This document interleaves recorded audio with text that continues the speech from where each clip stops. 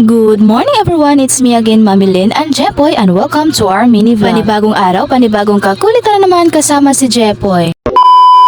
Wala nga to sa plano itong gala namin ngayon dahil ito nga partner ko ang nagyaya na igala ko raw itong mga bata. Hindi ko nga rin alam kung saan niya kami dadalhin pero basta niya na lang kami iniwan dito. Kaya naglibot na nga lang muna kami dito at may nakita nga akong kurumi na pantali ng buhok. Pero hindi nga ako nakabili dahil makulit nga ito si Jepoy at ayaw nga niya doon. Kaya naglakad na lang kami dito papunta sa may kanto para bilhan ng mga snack itong bata. Sobrang init nga nung naglakad kami at ayan, mabuti na nga lang at may nakita akong bukuhan dito. Binilhan ko na nga rin sila ng cassava cake pati kutsinta dahil ito nga ang gusto nila. Ayaw pa ni Jepoy nung una kumain ng cassava cake pero pagtikim niya halos ayaw niya na kami bigyan at siya na nga ang nakaubos.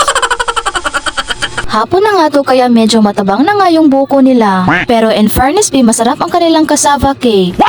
Tapos na nga mag-snack itong mga kiddos kaya ayan, nagsimula na nga silang maglaro dito sa may playground. Hinayaan ko nga silang tumakbo dyan at para mag-enjoy naman sila. Tumigil na nga muna sila dito sa kakatakbo dahil sobrang init pa rin sa mga oras na ito. Pero wala nga inuurungan si Jepoy kahit umulan at uminit pa yan ay takbo nga ng takbo. Pero mabuti na nga lang talaga at nawala na yung init kaya ayan, enjoy na enjoy nga sila sa kakatakbo. Tingnan lang talaga natin mamaya kung sino ang mapapagod.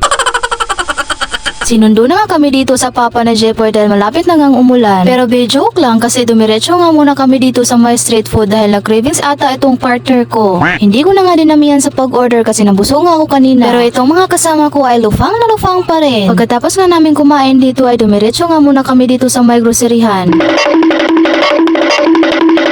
At ayan, nagsimula na naman ang kakulitan ni Jepoy. Pumunta nga kami dito para bumili ng french fries. Nag-ikot-ikot nga muna kami dito at ayan, nakita na nga namin yung french fries. Nagdalawang isip kang bumili itong partner ko dahil sobrang dami na nga yung 1 kilo na french fries. Tapos wala nga kami paglalagyan ng ref doon sa bahay. Kaya ito na lang chicken lumpia Shanghai yung binili namin. Bumili na rin ako ng chicken gravy. IB, papunta na nga sana kami dito sa counter pero nakawala nga itong batang to. Kailangan mo nga hawakan ng maigo itong batang to. Kasi kapag nakawala ito si Jepoy ay iikutin niya talaga itong buong store. Napapagod na nga itong papa ni Jepoy sa sobrang kakulitan nga ni Jepoy kaya ayan, binuhat na nga niya. Dumiretso na nga kami dito sa counter para magbayad. So ayun lang, see you sa part 2.